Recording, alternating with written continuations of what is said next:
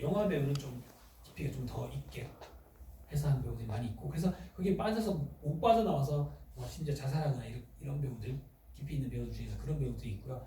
연극은 엄청나게 무수한 반복을 하죠. 이렇게 되고 여러 경우의 수를 다 해보죠. TV 드라마에서 그렇게 해볼 경우의 수가 없죠. 죄송합니다. 다시 컷! 다시! 죄송합니다. 죄송합니다. 그냥 합시다. 드라마는 가야 된다. 영화는 컷. 뭐야, 다시. 쉬었다 다시 합시다. 계속해서 뭔가 좀 시간을, 왜냐하면 이게 돈이라는 게 시간이 딜레이 되면 돈이 들어가지만 이게 엄청난 돈이 들어가기 때문에 다시 이렇게 할 수가 있다. 배우 바꿔서라도 하게 되는데, 연극은 한 달, 두 달 동안 그 장면에 계속 연습해서 대부분 전체를 다 외워서, 영화도 그렇게 하진 않잖아요. 그때 부분 촬영하는 날마다 외워서 가잖아요. 드라마는 촬영하는 순간 외워서 가고요. 쪽별로. 근데 연극은 통으로 두 달 동안이든 다 외워서 한 달이든 보름이든 며칠, 단 하루 공연하는데 두 달 동안 연습해서 대사를 다 외워서 가는 거예요. 그 과정 중에서는 두 달 동안 대사만 외우는 게 아니고 수많은 다양한 감정들을 다 해보는 거죠. 사랑해요를 사랑해요 별의별 사랑해요를 가지고 100가지 사랑해요를 던져보고 난 다음에 선택된 사랑해요를 가지고 사랑해요라고 하는 거죠. 이렇게 쉽게 가는 게 아닌 거죠. 이게 이제 연극의 또 다른 점이고요. 그래서 리딩 과정에서 보면 TV 드라마에서 여러분이 보신 거는 뭐 연예 프로그램 같은 데서 가끔씩 안경 끼고 수많은 배우들이 모여서 이렇게 리딩하는데, 연극에서는 거의 국어책 읽기하고 좀 다르지만, 책을 읽는 거랑은 다르지만 말을 하듯이 정말 감정 없이, 특별한 감정 없이 이렇게 말은 하되 감정은 실지 않는, 그러니까 잘 모르는 친구들이 그랬습니다. 너는 왜 그렇게 말을 하는 거야? 이건 리딩은 아니고, 너 왜 그렇게 말을 하는 거야? 그래? 별 감정 없이 무심히 하다가 이제 며칠씩 지나면서 왜 그런 걸까? 왜 감정을 넣지 않냐면, 처음에 나는 네가 싫어 했는데 그냥 난 네가 싫어 바로 이렇게 읽는 친구들이 있어요. 어디 학교 졸업하고 왔는데 이거 하는데, 그 순간 뭐냐면, 그 순간 가만히 둬버리면 한 리딩을 한 며칠 하잖아요. 그럼 그게 쪼가 막혀서 난 네가 싫어 라는 것밖에 못하게 본능적으로 그리고 싫어하게 되는 거예요. 근데 실제 생활 보면 이런 거 있잖아요. 야, 난 네가 싫어 하는데 웃을 수도 있고, 싫은데 그 속에 사랑하는 마음이 있을 수도 있단 말이에요. 근데 그걸 위해서 고민하는 단계가 있어요. 그래서 분석하고 배우 캐릭터도 분석하고 뭔가 하기 위해서는 감정을 빼고 네가 싫어 정말인가? 수많은 고민을 하면서 계속 읽어보는 거예요. 그러면서 이제 얘기를 하죠. 어떤 것 같아요? 뭔가 분석하고 그런 과정들을 하고, 그러다가 이제 움직여 봅시다라고 하면 이제 브로킹이라고 하는 거거든요. 행동선 만들기 위해서 움직이고 뭐 이런 과정들을 거치게 됩니다. 그리고 난 다음에 성격에 맞는, 사실 극장도 그 전에 정할 수도 있고 미리 정해놓을 수도 있는데, 극장에 따라서 소극장이냐 중극장이냐 대극장이냐 그 극장 상황에 따라서도 다양한 스태프를 또 구성을 또 따로 또 하게 됩니다. 제작하는 입장에서는. 그리고 무대 감독이든 조명 감독, 음향 감독들도 소극장이면 크게 필요 없지만, 대극장 같은 경우는 전문 스태프가 없이는 아예 진행이 될 수가 없기 때문에 그런 것들까지 다 생각을 해야 되고요. 그리고 지금 리딩 하다가 이런 거죠. 재떨이를 던진다 그러면 재떨이가 있어야 되잖아요. 아무 생각 없이 보셨다가 조연출하고 다 배우들 모이고 다 모여서 조연출, 연출이 적는 데는 한계가 있습니다. 그래서 보통 어떻게 하냐면, 배우들이 자기한테 자기가 만지는 걸 제일 잘 알잖아요. 그래서 배우들을 적고 조연출도 따로 정리를 하는데 합쳐서 보는 겁니다. 그러면 조연출을 놓쳤는데 배우는 기억하는 거죠. 왜냐하면 자기는 필요해. 재떨이를 자꾸 던지려다가 내려놓기 때문에. 그리고 담배를 피려다가 그럼 다 놓쳤는데 그 배우는 아는 거죠. 왜? 담배를 피려다가 놓기 때문에 라이터를 만지자겠으면 그 라이터, 아무도 모르는 자기 필요한 걸 알잖아요.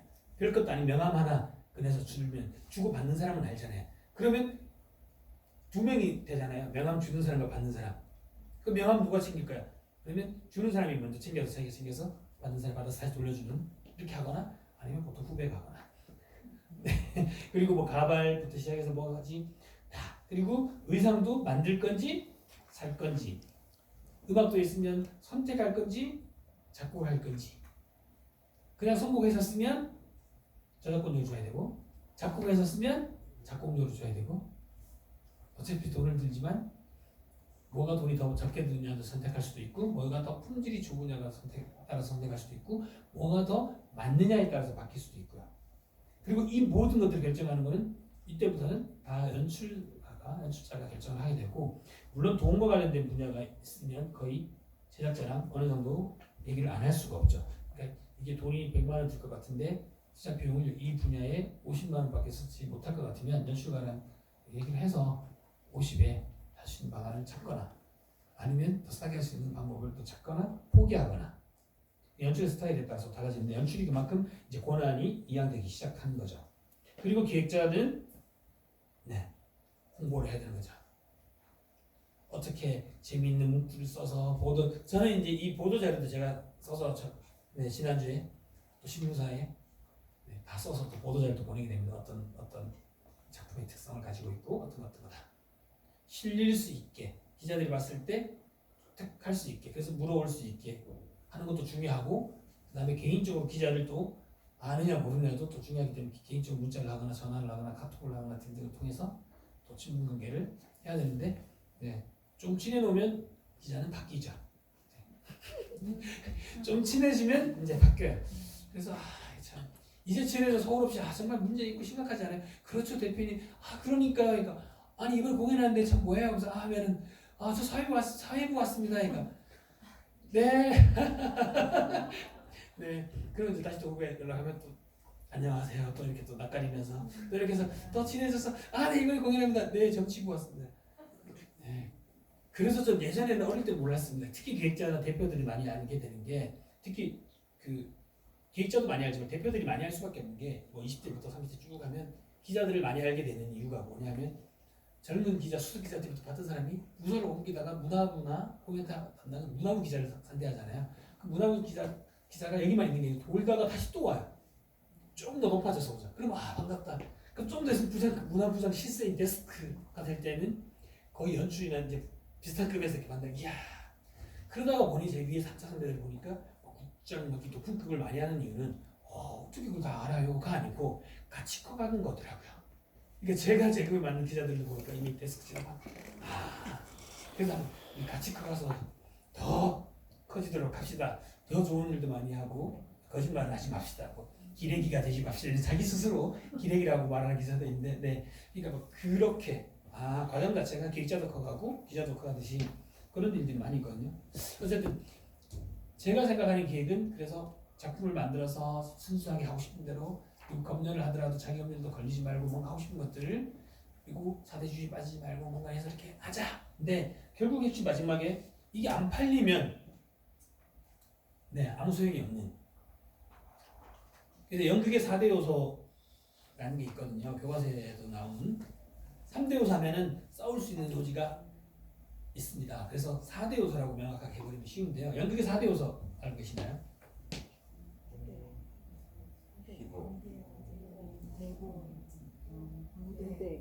네네네네. 누구는 희곡을 누가 뭘부터 먼저 말씀하시냐에 따라 스타일이 나올 수 있고 생각나는 대로 말씀하실 수도 있는데 저는 그냥 챙겨주는 척 배우가 공연을 해야 되니까 무대 제일 중요한 순서부터 하겠습니다. 제가 생각하기에 관객 그 다음에 배우 그 다음에 이 무대 희곡 무대 가지고는 3요소나 4요소나 갖고 싸웁니다. 지금 자꾸 싸우는 이유는 있습니다. 희곡이 3대 요소에 들어가느냐 4대 요소에 들어가느냐 무대가 이렇게 들어가느냐 했을 때 아니 무대가 없으면 어떻게 공연을 해요? 말도 안 되는 소리 하십니다 하니까 무대가 없어도 지하철에서 하기도 하고 물속에서 하기도 하잖아요. 그 순간 그것이 바로 무대가 된 겁니다. 이렇게 되더라고요. 그러면 희곡은 없이 어떻게 공연을 해요? 희곡이 없이 즉흥적으로 한 즉흥기가 있는데 모르세요? 그러면 이렇게 얘기를 하죠. 즉흥곡 내뱉는 순간 그게 바로 희곡이 된 겁니다. 그런가요? 그러면 배우는 없이 할 수 있습니까?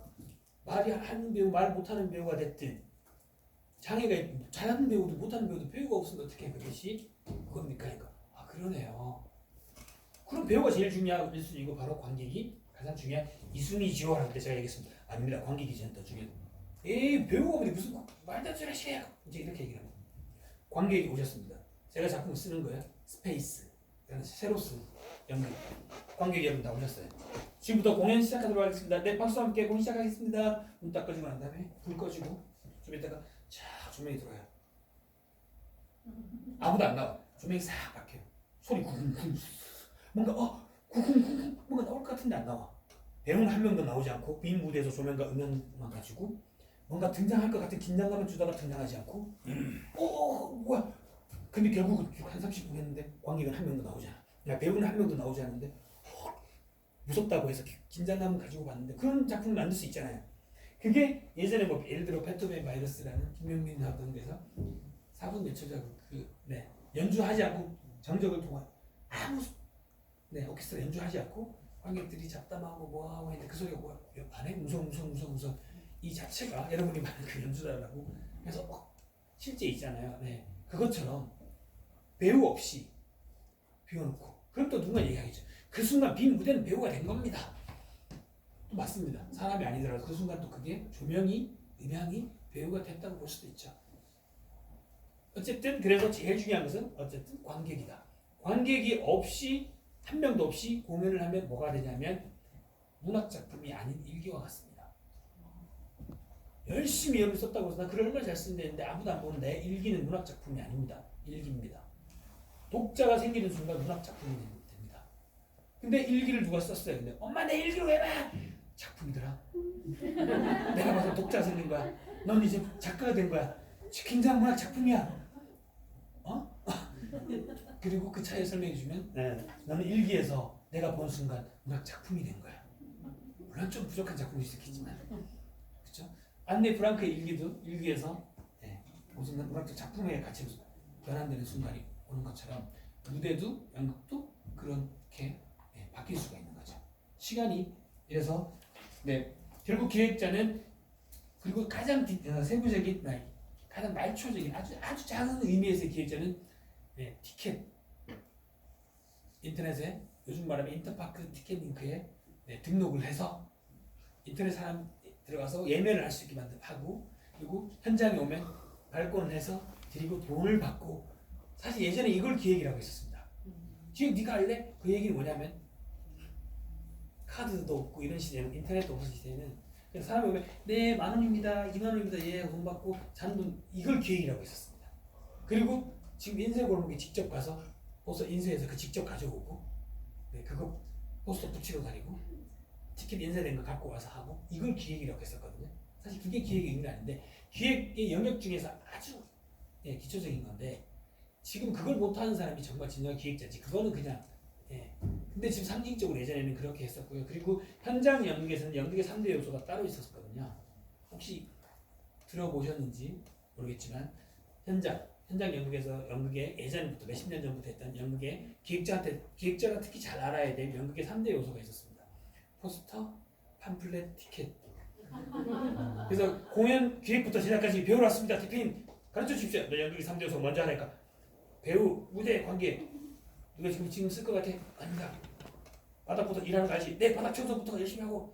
그럼 네 기획자부터 일을 시작해. 예. 포스터 붙이는 거 알지? 네. 너 티켓 네가 받는 거 알지? 네. 프로그램도 팔고 하는 거 알지? 네. 포스터, 프로그램, 그러니까 팜플렛, 티켓. 이게 바로 연극의 3대 요소다. 네. 뛰어. 그렇게 시작을 해서 이게 흔히 연극의 3대 요소 현장에서 그게 기획자의 시작. 그러니까 뭐냐면 다들 배우하고 싶고 연출하고 싶었던 친구들도 그 극단에 1960년대 70년대는 극단에 가면 맨 먼저 하는 게 뭐냐면 포스터 붙인 공연 시작하기 전에 식당 청소하듯이 무대 닦고 무대는 안 닦게 해줍니다. 잘 객석 청소하고 밖에 로비 이런 데 청소하고 무대는 못 닦게 합니다.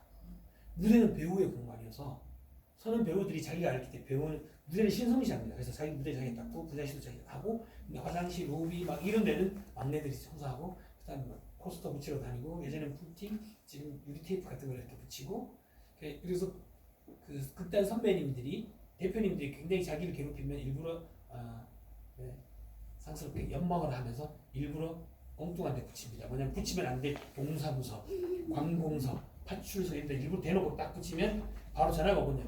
이 사람이 여기 왜 붙이셨어요? 벌금. 벌금을 지금은 잘 안 하지만 90년대까지만 해도 그렇게 붙이면 바로 막 공무원들이 벌금 날리고 이제 돈 다 날아가는 겁니다. 그래서 그렇게 다 해놓고 난 다음에 저 극단 관두겠습니다. 뭐야? 관두고 난 다음에 갑자기 전화가 경찰서에서 돈 다 그렇게 하는 경우도 있었다는 치마. 그러면 지금 좀 쉬었다가 전반적인 공연 제작 과정을 단계별로 들어가면서 얘기를 하도록 하겠습니다.